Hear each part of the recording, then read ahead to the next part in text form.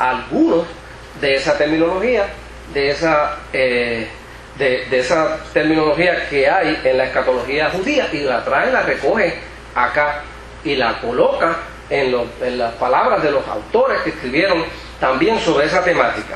Así que aparece por primera vez la llegada de un personaje que se puede identificar como anticristo, antidios, pero que aquí el apóstol lo describe como el hombre de pecado, o el inicuo, o el hijo de perdición, que es lo que dice en los versos 3 y en los versos 8 y 9. Nadie os engañe, el 2-3, ¿verdad? En ninguna manera, porque no vendrá, el Señor no va a venir sin que antes venga ¿qué? La apostasía, y se manifieste el hombre de pecado, el hijo de perdición. Dos cosas tenían que suceder.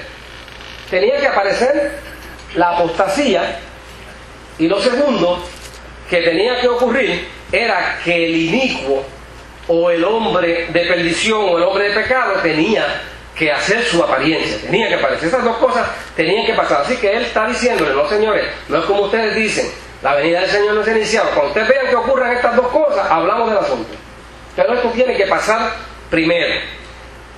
El inicuo, que lo menciona yo creo que en el verso 8, y entonces se manifestará aquel inicuo, a quien el Señor matará con el espíritu de su boca y destruirá con el esplendor de su venida. Ese personaje es un agente de Satanás en el mundo, que quiere, por la descripción que se da, exaltarse a sí mismo de manera divina y provocar la apostasía mediante el engaño, señales y prodigios, todos falsos.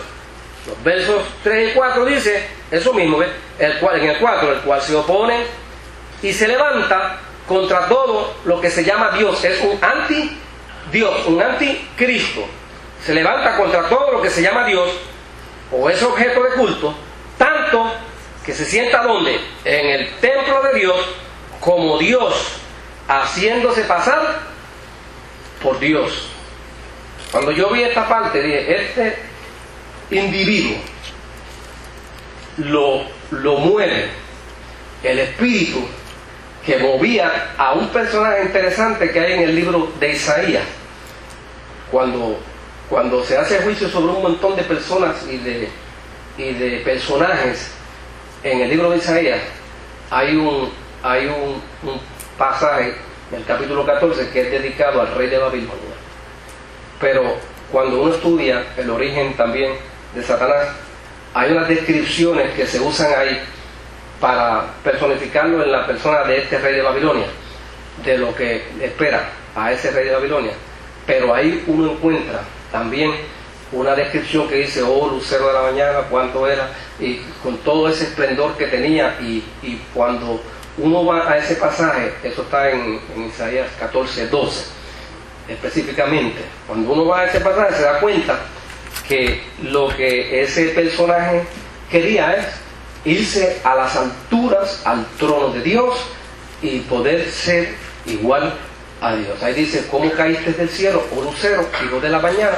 Cortado fuiste por tierra, tú que debilitabas las naciones. Lo que sigue, el 13, lo que sigue ahí, hermano.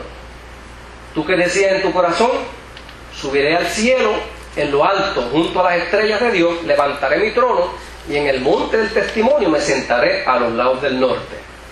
Mire las pretensiones: sobre las alturas de las nubes subiré, y seré, wow, semejante al Altísimo. Obviamente está hablando una persona. Ahí hay una descripción, ¿verdad?, de lo que es este ser infernal que nosotros identificamos como Satanás, pero claro, está representado en la figura del rey de Babilonia.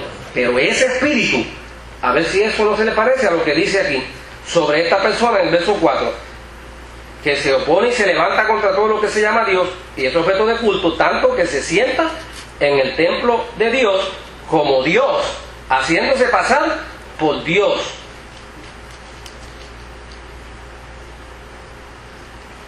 Así que En el verso 9 y 10 dice, describiendo también ese personaje, 8, 9 y 10, y entonces se manifestará aquel inicuo a quien el Señor matará con el espíritu de su boca y destruirá con el resplandor de su venida. Inicuo, y aquí describe el personaje, cuyo advenimiento es por obra de quién, por obra de Satanás. No es Satanás, ese personaje va a aparecer por obra de Satanás, pero no se le puede confundir con Satanás porque el personaje es el mismo diablo. El espíritu que había en él, que hay en él, desde que se mueve con el mismo combustible, con el deseo de ocupar el trono de Dios, tiene más o menos las mismas características, pero no es Satanás, porque hace señales, prodigios, mentirosos todo, y con todo engaño de iniquidad para los que se pierden, por cuanto no recibieron el amor de la verdad para ser salvos. Él es un engañador, ese personaje es un engañador y se levanta para engañar con señales y con prodigios. La referencia al inicuo refleja una creencia difundida en la apocalíptica judía, de lo que yo hablaba. Ese conflicto cósmico entre Dios y Satanás para el judío culminará en los últimos días con la aparición de una figura satánica. Eso también lo tenían los judíos, eso ellos lo entendían de esa misma forma, que reclamarían culto divino y provocaría una apostasía masiva entre los fieles. Pero eso que yo le estoy diciendo a ustedes viene resumido de unos libros medios que ustedes no tienen en su Biblia, que es Cuarto de Esdras, capítulo 5, Testamento de Moisés, capítulo 8. Esos son libros que pertenecen a la apocalíptica judía. Nosotros la iglesia no tenemos eso, pero ellos tienen unos escritos que son prácticamente similares a los nuestros. Eran conceptos, el inicuo también cuenta, mire, hay otras figuras afines, esas sí las conocemos en el Nuevo Testamento. Aparece la figura del anticristo.